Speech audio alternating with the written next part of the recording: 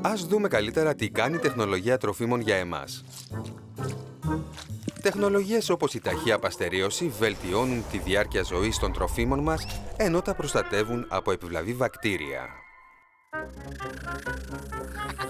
Η τεχνολογία τροφίμων μας επιτρέπει να αντικαταστήσουμε τον αέρα στη συσκευασία των τροφίμων μας, για να διατηρήσουν τη φυσική τους γεύση, το χρώμα και την υφή.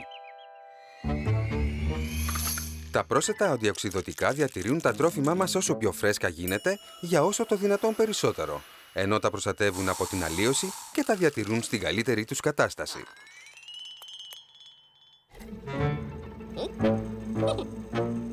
Στα σπίτια μας μπορούμε να επωφεληθούμε από μοντέρνα, φιλικά προς το περιβάλλον ψυγεία, που όχι μόνο διατηρούν τα τρόφιμά μας φρέσκα και δροσερά, αλλά χρησιμοποιούν και πολύ λιγότερη ενέργεια.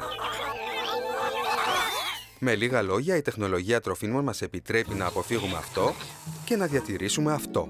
Η τεχνολογία τροφίμων στην Ευρώπη πληρεί τα υψηλότερα πρότυπα ελέγχου για να είμαστε εμείς ασφαλείς, τα τρόφιμα μας φρέσκα και γευστικά και για να διατηρεί την οικονομία μας ισχυρή.